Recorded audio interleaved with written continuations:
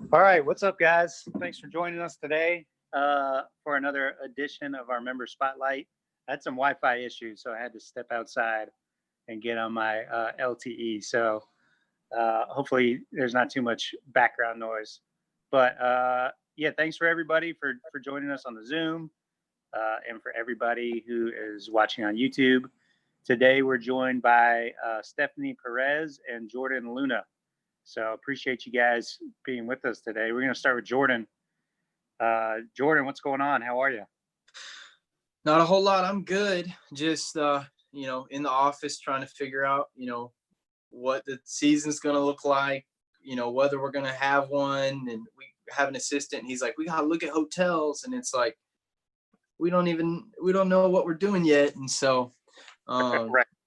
And we got some guys, we took them to get some sickle cell testing. So we're hoping to get those guys cleared so we can start some workouts. For sure. So coming live from the Northwestern State men's basketball office today, looks like. Yes, sir. Live. I love it. Okay, Jordan, so tell us, obviously you're a GA there at Northwestern State in Louisiana. Tell us, a little bit about your background and how you got into obviously you grew up playing, right. About, your career and how you got into coaching. Well, I'm from a small town in the Texas Panhandle, about an hour east of Amarillo. Kind of grew up there, played through grade school, played in high school, and then I graduated and went to Texas A&M in 2012, and when Kennedy was there, and I was never able to get on the men's staff as a manager or any capacity. So when I was at A&M, I worked in the athletic department and got connected with a guy, TJ Markham, and he was an assistant at McNeese back in the day. And then one of my mentors at A&M, he taught me in a coaching of basketball class, actually. His name was Mike Thornton. He played at Northwestern, oddly enough, and he's a ref in the Southland. And I just kind of told him, I was like, hey, I want to get into coaching, I want to get into college coaching. How do I do that? And, he was like, work camps, and do that. And so when I graduated, I emailed every school in the state and was like, hey, I'll work your camp. I'll work any camp, please. I'll do whatever I need to do. And Todd Shelton, he was at North Texas. He was their Dobo. Now he's at Ranger as the associate head. He was the only guy to email me back. And so I worked the whole summer camps with North Texas. And then during the school years, I worked at A&M in ministry. I was an intern at the Baptist Student Ministry. So I did that during the school years. And in the summers, I would work camps. And the next summer, I was trying to figure out more camps. And just long story short, I got on at SMU. I worked their camp, finished their camp, drove to Alabama to work their camp, drove from Alabama back to Dallas, flew from Dallas to Oregon, worked Oregon's camp, and then flew back to Dallas and drove home. And so, worked those camps, and then my internship ended. So I was like, man, I was supposed to go to China with USA Basketball and Todd Ely, and that fell through. And so I was like, okay, God, what do you have for me? Where are we going? What's going on? And so I got a job coaching at my high school. I was assistant varsity basketball, varsity football, baseball. And then I looked on Hoop Dirt in like August, and I saw a prep school in North Carolina was needing a guy. And I was like, prep is probably, a better place to try and get where I want to get than a 1A high school in the Texas Panhandle. So I applied there, and then 4 days later, I drove 1,300 miles from Clarendon, Texas to Greenville, North Carolina. And so I was in North Carolina from August to, I guess, April. And during my time there, I was still good with Todd Shelton, and he knew Steve Roccaforte, who's at East Carolina. And so I met Steve Roccaforte, and when I met Rock, the day I came to his office and met with him, he was like, "Hey, the head coach from Northwestern State's going to be at your game tonight." And I said, "Okay, cool." He said, "You need to meet him." And I was like, "Okay, I'll meet him." And, Rock, he's eccentric. He was like, "No, you need to meet this guy." And I was like, "Okay, I'll meet him." And then he said, "Long story short, he's the godfather to my son. You need to meet this guy." And I said, "Okay, I'm going to meet this guy."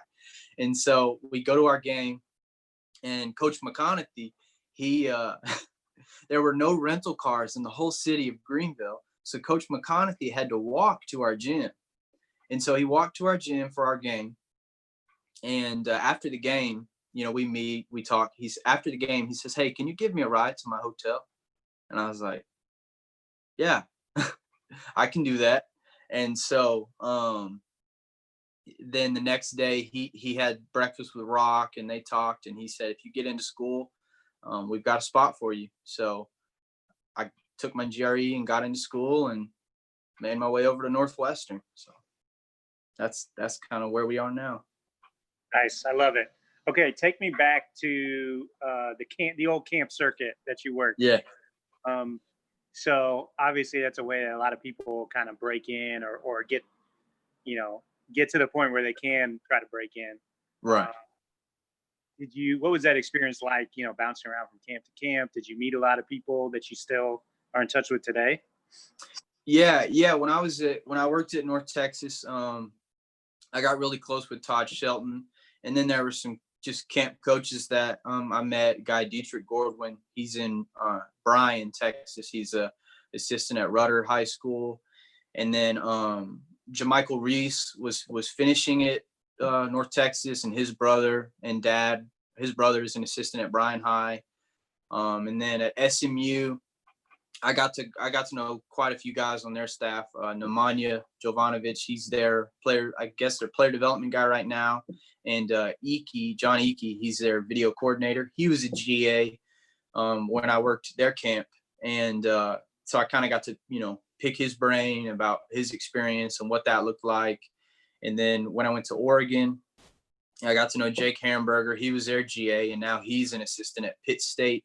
And so it's been really cool to just kind of meet those guys and then see where they move, and kind of again talk to them about that and see what that looks like, and what it might look like for me in the future. So yeah, for sure. I mean, it doesn't take long to figure out that this is like a relationship business, and yeah, you got to have your own little network.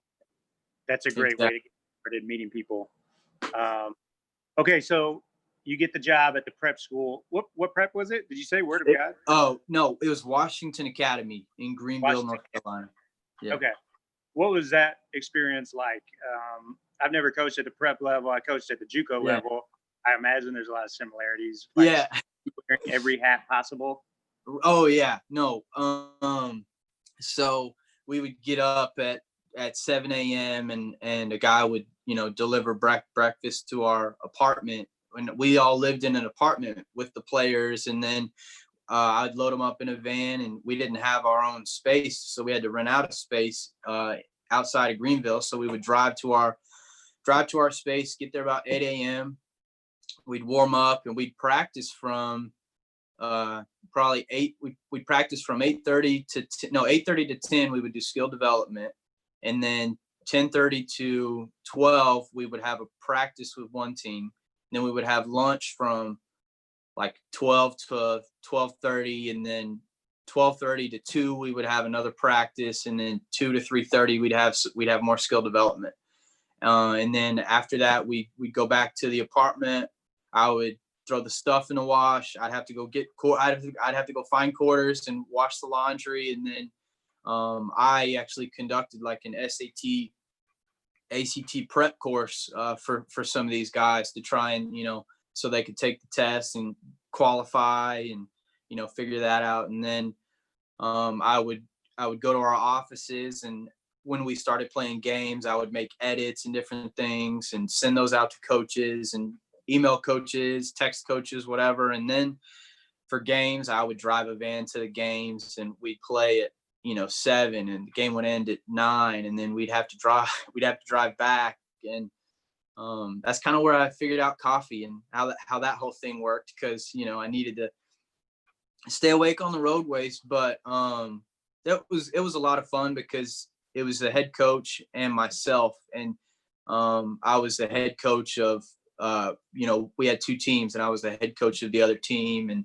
there was a lot of experience really fast I'd never really had before, but it kind of, it was like sink or swim kind of a thing, and he wasn't going to let me sink. So that was just really cool to learn from him. Like, there'd be times we were playing a game, and the game would just be happening really fast, and I would be coaching or whatever, and he'd kind of bump me and say, "Hey, you think you need to make a substitution, this guy for this guy?" And I was like, "Oh man, I forgot about these other, six guys sitting next to me. Like, I'm focused on all these guys." And then, like, later on, there was a time, like, I called a timeout, and it's prep, right? The guys come over and they're like, "What are you doing?" Like, "We were rolling, da da da da da." And he was like, "No, that was a smart move. Like, he's figuring this thing out, guys." And so it was cool to just kind of know that I had somebody just kind of on my side that wanted me to learn and wanted to help me learn. So Yeah, it sounds like he really empowered you too and helped you. yeah, A lot of people just throw you in the fire and they leave you there, but it sounds like exactly, every step of the way. That's Mm-hmm. great. I found that again, like, I didn't do the prep level, but I found like the JUCO level really prepared me for my GA spot at the division level. Did you feel the same way? Obviously, like, there's some different skill sets you got to learn with video and things like that. But in terms of, you're already used to working, Absolutely. the sundown. So yeah, and so last year I was the only GA on staff too, and so I'd be in the office, and Coach Moore would ask me to do this, and then Coach Simmons would ask me to do this, and then Coach McConaughey, our head coach, would be like, "Hey, can you do this?" And then our third assistant would be like, "Hey, go mop the floor." And I'm like, just having to balance and do all these different things and go this way, but then keep this back here because I know I got to go this way. Like, kind of having to do that at the prep level, like you said, it really helped me to understand how to keep my ducks in a row and just kind of work fast on my feet. So for sure. Okay, so take me back to that, like, car ride with Coach McConaughey, where you, first of all, what kind of car are you driving back then? Or man, it was well, I was in the van. I was in the 15 passenger van, me and Coach Mike. Like, that was just kind of how we did it. And Coach Mike, he really cares about you, and he really cares about just people and wanting to know their stories and learn about them.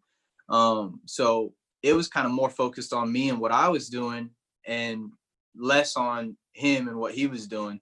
And so, and it was probably like a 5-minute car ride, but then it was like, "Okay, thanks. All right, bye." And he got out and did his thing. And then later I'd call him, and he's not very long on the telephone. And so "Hey coach, I got my GRE in, I got this in, da da da da da." He's like, "Okay, talk to this guy. I'll see you. Bye." Click.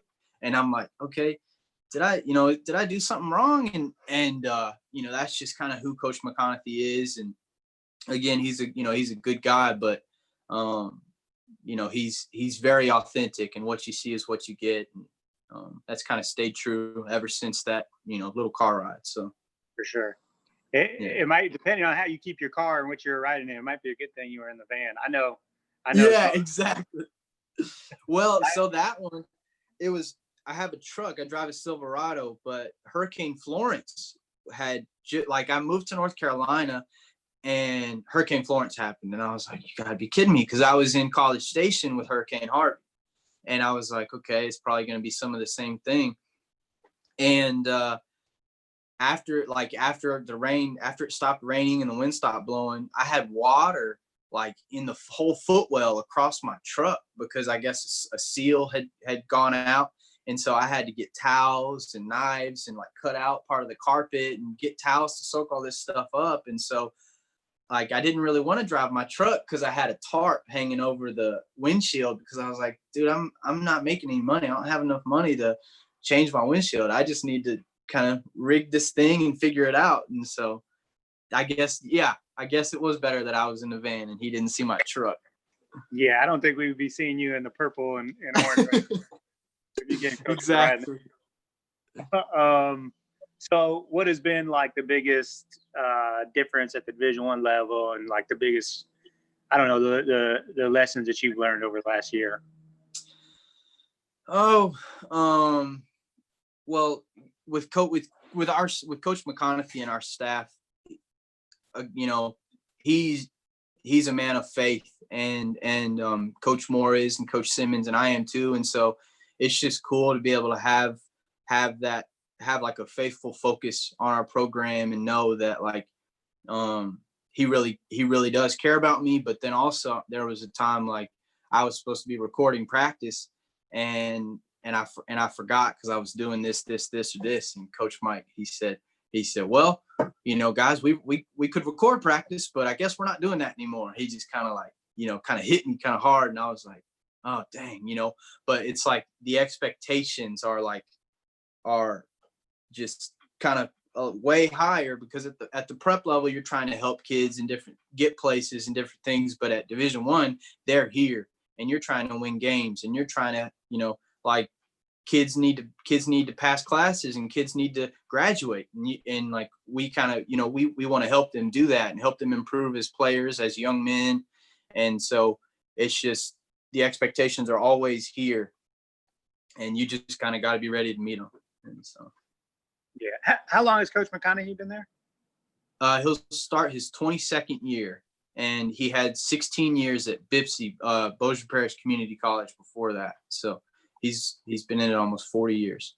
It's pretty rare that it's not pretty rare. It's extremely rare that you see someone be at a school that long, especially at the Division One level. Right. What's what's the secret sauce? Like, how has he been able to endure?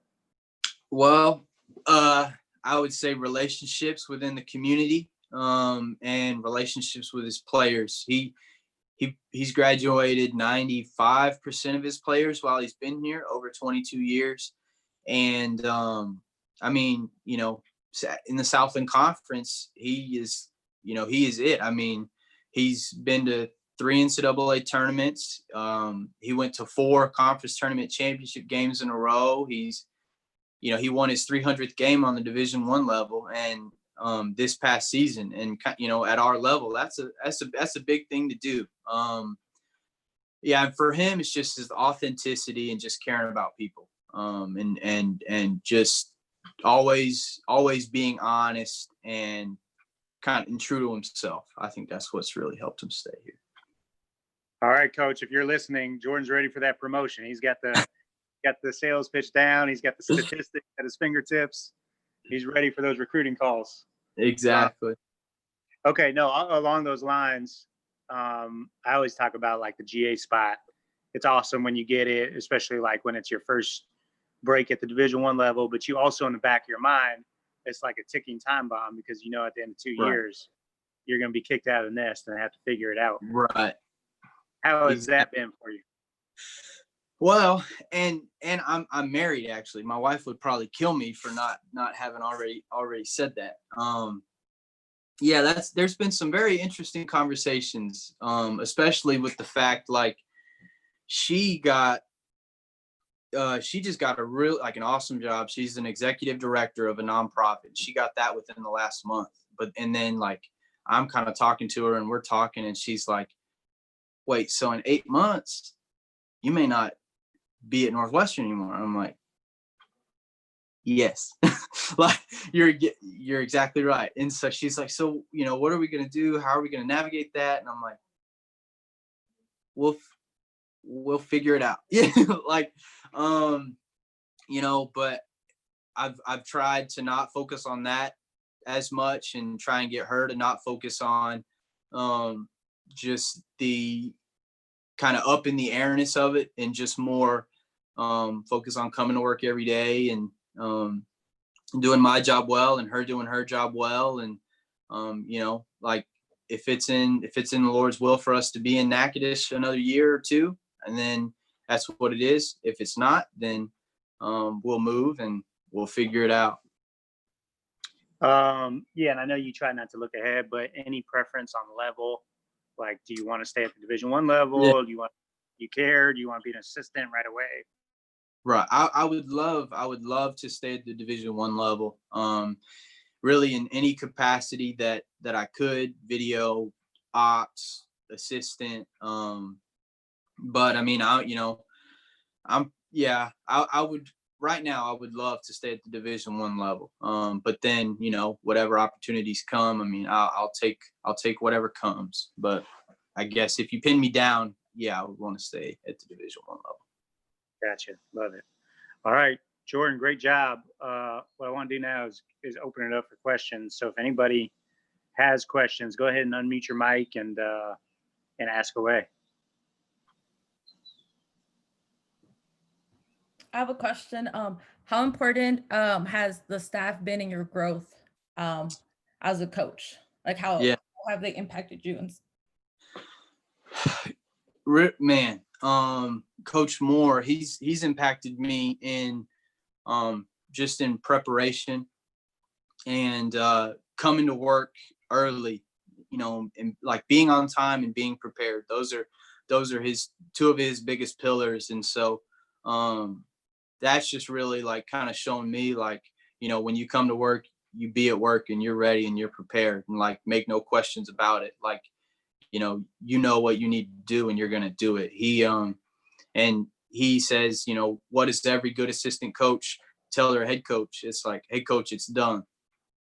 And he's like, so if you can find opportunities to do things early for me, for Coach Simmons, for Coach McConaughey, like, then try and do that. And Coach McConaughey, just the way that he runs a program and how hard he works.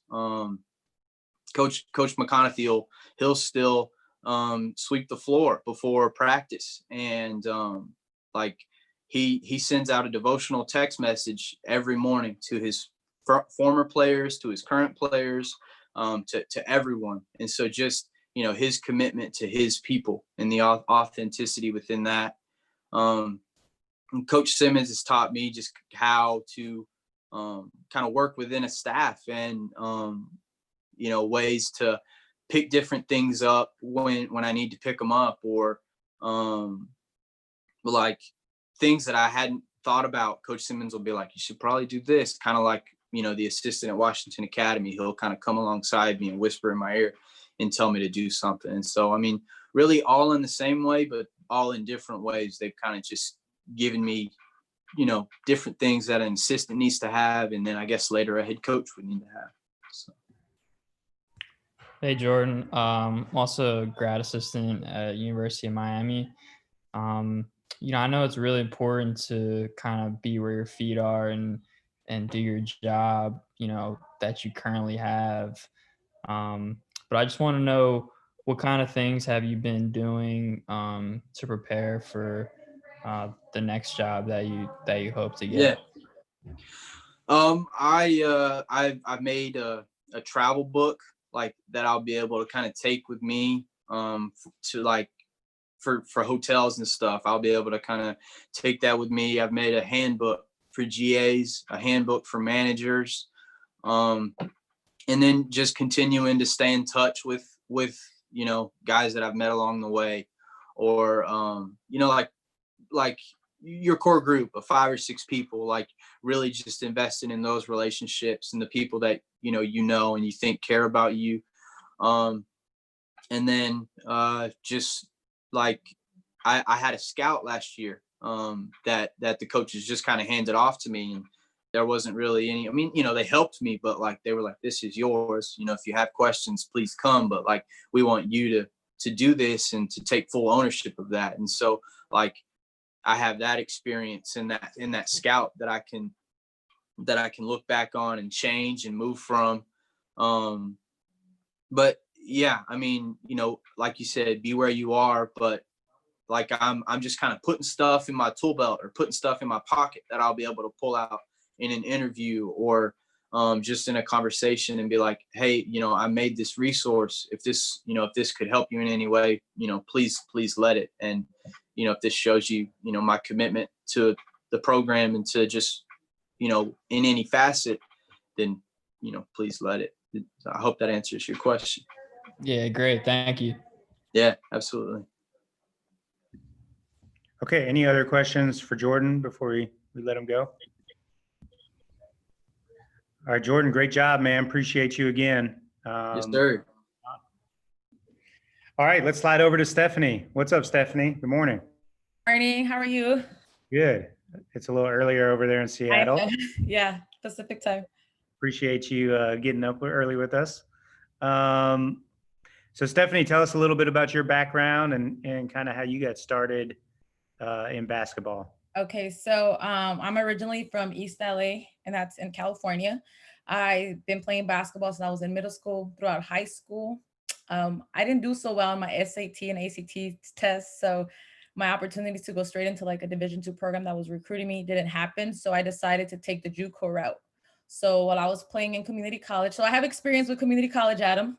So as I played in community college, I was coaching. I was coaching and training for an AAU program, both boys and girls. I always knew I wanted to coach. I had a lot of passion for the game of basketball, the X's and O's, and just everything that had to do with the grind in general. So as my 2 years finished at LA Trade Tech, it's a community college near USC. The schools that were offering me were not what I was looking for. It's always a fit. It was a fit for me. They just were not a fit for me. So I transferred academically to UC Santa Barbara. And when I got there, I decided to email Coach Bonnie Henriksen and her staff and ask to meet with her. I'm a person that likes to network. I'm not shy to put myself out there.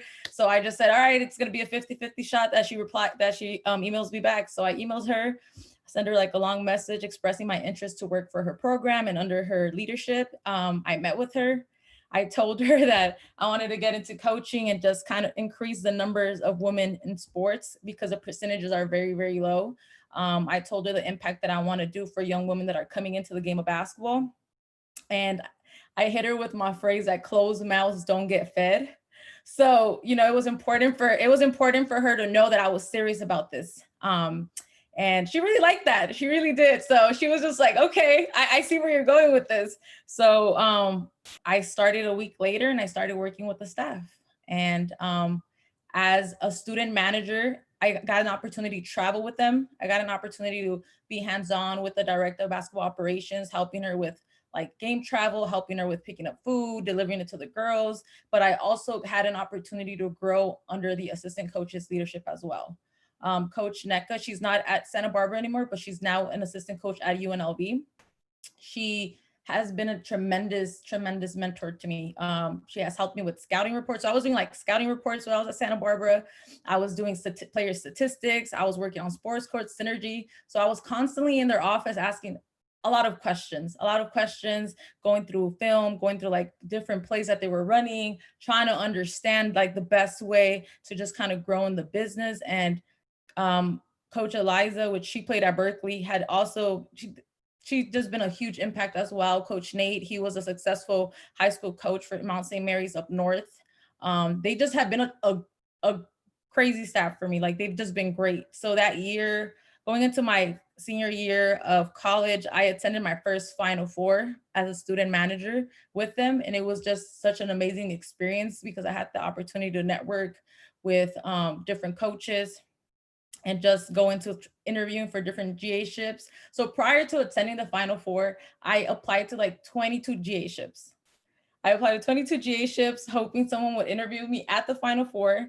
And the only people that responded it was a Division II up in Chicago, Wisconsin, Milwaukee, the Big Ten, and Seattle University.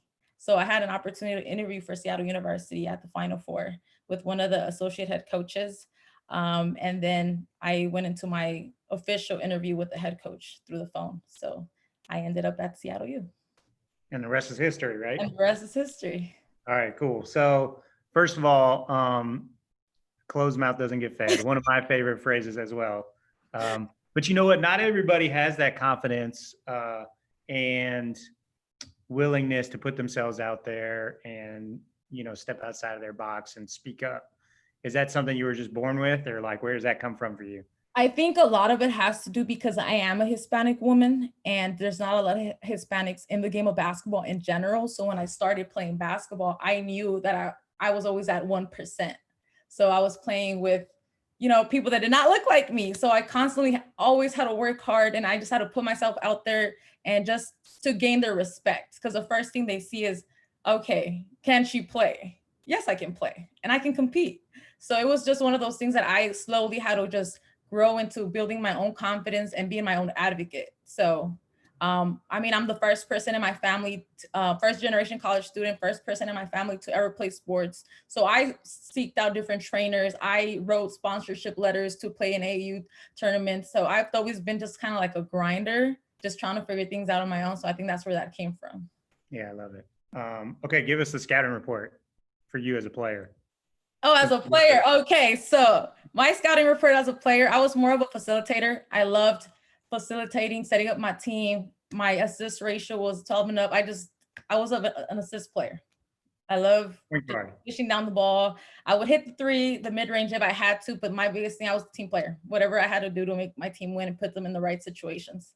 I love it. I love it. Successful. Okay. So was it East LA Community College? Is that where you were at? I was at LA Trade Tech. Oh, LA Trade Tech. Okay. Yeah. So you go there and you go from there to UC Santa Barbara, Yeah. which I grew up in Southern California, and I had several friends who went to either Santa Barbara Community College or UC Santa Barbara. So I had some great summers out there. Oh yeah, they're the best. Santa Barbara is my favorite place in the world. The best. What is the burrito spot? The late night burrito spot? Is it Freebirds? Freebirds. Yeah, it's Freebirds. It's still there. Yes, great. Is it still good? I heard it went downhill a little bit. No, it's okay. It's just okay. That's disappointing. Okay. Okay. Anyways, so what was some of like the biggest lessons? You said they kind of let you do a little bit of everything as a manager. You were doing scouting reports. You were cutting up film. Like, I don't know. What are some of the biggest takeaways, and what advice would you give to somebody, during like who is a manager, like to take away from that experience? Well, Coach Bonnie, prior to being at UC Santa Barbara, she was at Kansas. So she was at like top universities, and she's been coaching for so many years now. I think the biggest thing is just asking questions and not being scared to ask questions, because when we're dealing with like head coaches, assistant coaches, I think as a student manager, you can be a little bit intimidated sometimes, and you're just like, how can I ask this question without being so intrusive or wasting their time? Because they are busy. So I would say ask a lot of questions and ask for more responsibilities. I mean, the worst thing they can say is no, but you have to ask. They're not going to know you want to get into coaching or you want to grow in certain areas if you don't ask. And I think for me was just asking questions and just being like, they didn't tell me, hey, Stephanie, I need you to do A, B, C, and D. It was just more like, hey, I want to just get more familiar with scouting reports. Like, what can I do? All right, watch film, come with your scouting report the next day. And I want to see if your scout matches my scout. Those type of things. Okay, hey, I want to learn how to, so it was just more kind of me putting myself out there and asking them like, what can I do to get better? So when I go into my GA ship, I'm prepared. It was just asking constant questions and not being scared. I think if we look at things, if you take away, when you look at a person and you look, okay, he's a head coach or she's a head coach, we automatically get into this frenzy of like, oh my God, like that's superiority power type of situation. So I think when you remove a person's title and you look at them as a person, it makes things so much easier, because at the end of the day, they're just human. So that's the best advice I would say. Great advice. Okay, so talk about like that first Final Four experience. You said you applied to like, I don't know, 24 different GA spots. Yeah. Most of the time, my experience, like when you just blankly apply and you don't have a connection, you get like no responses, but you got a few, which is great. But I can just remember back to my first Final Four. I think I was the exact same point in my career. I was a manager my senior year, looking for a job. And it was so overwhelming just to see all the coaches there, and you see all the people with their polos on and all the different logos, and you see these big time head coaches walk by you. And did you have a similar experience? Was it almost like overwhelming? Yeah, it was overwhelming. So my first day, I ended up getting a little earlier before the rest of the staff did. So Coach Bonnie was already there. So I was just kind of rolling with Coach Bonnie. Wherever she went, I went. She was introducing me to different coaches. So my relationship with her and her mentorship was so great that she was like, okay, I'm going to introduce you to these coaches. And she was very upfront, like she's looking for a job. Stephanie's looking for a job. So building a relationship with the staff was so important that when I went to the Final Four, they were able to say like, I'll put my name down the line for Stephanie because I've seen how hard she's worked as a student manager, and this is something she really wants. So it was overwhelming meeting a lot of coaches and staff. Everyone's wearing their shirts. Everyone asking you like, oh, where do you coach? And you're just like, well, I don't coach, I'm a student manager. But I said it with a lot of pride because for me to be where I was at as a student manager, not a lot of undergrads get the opportunity to do that, especially with the staff. So it was overwhelming, but like I said, I wasn't shy to say my name was Stephanie. I'm a student manager at Seattle U. I'm looking for a GA-ship. So yeah. Yes. And let's pause for a quick PSA here. If you are at a Final Four and you're with somebody who's new to the profession, please introduce them. If they're with you and somebody comes up and is like, hey, what's up? I haven't seen you in a while. Take the second to introduce the person that you're with. Otherwise, they're standing there like a third wheel. It's awkward. And the person needs like introductions. So that's terrible. I haven't been to the women's Final Four. Maybe it's better there, but at the men's Final Four, people are terrible at that. So sorry, I'll get off my soapbox. Okay. I think kind of going off of what you just said, that's important. So for me, I felt like, okay, they're not just they're trying to help me, but I don't want to feel like a third wheel, like you just said. I've seen that where people are introducing other and they're just standing there. Okay, I'm just here. So it sucks being that person that's just standing there. Yeah. And then you want to jump in and you're like, hey, I'm Adam. But anyways, okay. So you've been at Seattle 1 year now or 2? I'm going into my second year at Seattle U. Yeah. Okay. How has that transition been? And what have you kind of learned being there, going from manager to GA? I think you have a little bit more responsibilities as a graduate assistant in regards to just doing a little bit more with helping things in the office. I think things have been just different in regards to you hear a lot of the behind the scenes that you wouldn't normally as a student manager. So you have confidentiality is super important. Staying loyal to the staff and to what the program and the culture of the program is super important. But a lot of things haven't changed. Just now is just I'm still assisting the director in basketball operations and any tasks that she needs, assistant coaches as well with film, making flyers for like recruiting practice players, possible managers, and just nothing has really changed other than meeting new staff and learning. So at my first year, I was more using it as a sponge year, like let me learn as much as I can, learn the offense, the defense that they run, what the staff wants of me. And I think now going into my second year, it's going to be a little bit more responsibility. Okay. And same question for you that I asked Jordan. You get that GA spot, but immediately, in your back of your head, like this is going to be over in 2 years. Has that been like heavy on your mind? Like what's next, or you've tried not to worry about that? Yeah, I think it's just innate in me to always think about the future, which I need to stop so much because I'm always like thinking 5-10 years. I'm like, I need to get here before I'm 30 and but I think I'm in the right space. I'm going into my second year. So I know next year there's going to be a lot of movement in the sports world with like coaches getting fired, new staff coming in. So things that were supposed to happen this year did not happen. So they're going to happen next year. So I think it scares me, but I'm kind of excited to see where I end up because there's going to be a lot of spots open next year. Yeah. And I know everyone tries to, you should try to have an open mind and not predetermine things, but do you have a preference for level? Do you want to stay Division I? Do you want to go be an assistant coach right away? What's your kind of thought process there? I think initially I came in with, no, I want to stay in Division I. I mean, from working at Santa Barbara Division I school, experiencing that and being at Seattle U Division I program as well. I think my initial thought has been like, let me stay at Division I at all costs, whether it's director of basketball ops, video coordinator, assistant coach, like Jordan said earlier. However, I just want to be in the right spot. And by the right spot, I mean being with the right staff that helps me grow in the game. It makes me a better coach and a better candidate, and where I can actually serve as a great coach for other girls. I think that's where I want to be. So I'm open to Division I, II, III. I just want to be with the right staff that helps me grow. I think that's where my mindset has been now. I came in like, no, Division I at all costs. However, I think experience is key to becoming great at what you do. And I think if you're great at what you do, the opportunities will come as long as you continue making the right connections and there's genuine relationships. So I love it. You just said my favorite phrase, the key word there, genuine relationships. So good answer. Okay, great job, Stephanie. I want to go ahead and open it up for questions. So if anybody has a question for Stephanie, go ahead and unmute your mic and ask away.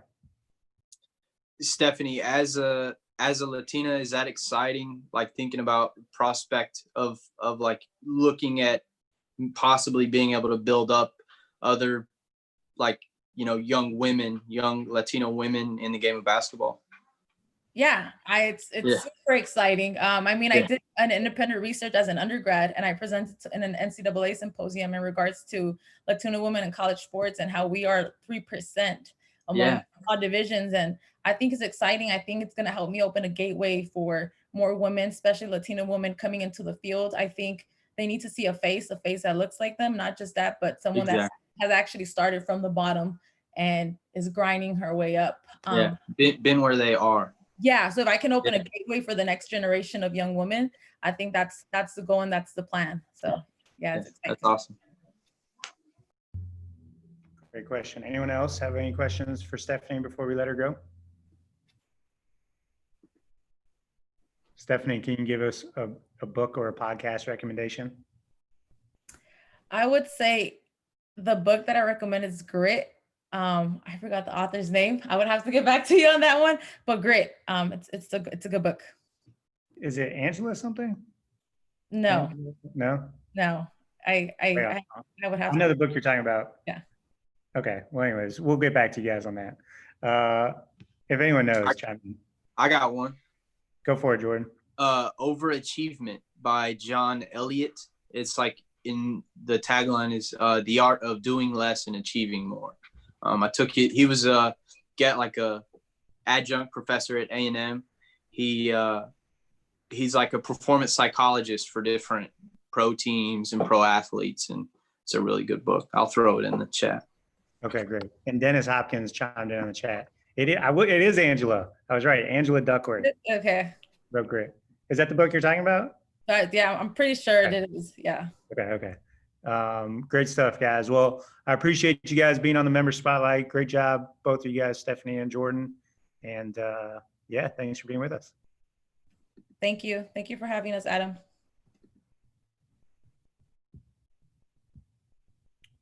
All right, hold on. I gotta stop this live stream. It's gotten away from me. Hold on. Okay, is that it? So is that it?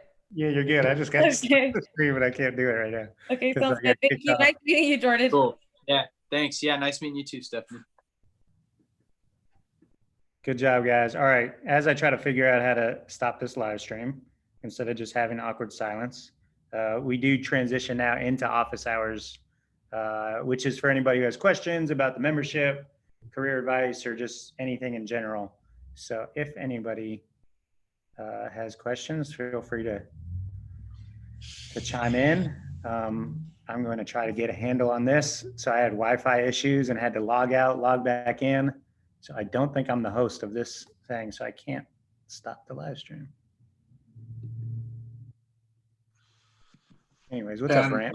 Quick question. I finally got my first 30 days series put together and I added the event to the calendar. Do I use my own Zoom for that, or do you guys add the link to it, or how does that work? We prefer you to use your own Zoom. However, if you need help, like if you have like a limit on your account that you can't go over 40 minutes or whatever, we can do it for you. Okay. It's a little dicey because. Yeah, I get it. Yeah. Cool. Thank you. No problem. I'm going to log off. It may kick us all out. And I'm going to try to log back in. Hopefully not, but I'll be right back.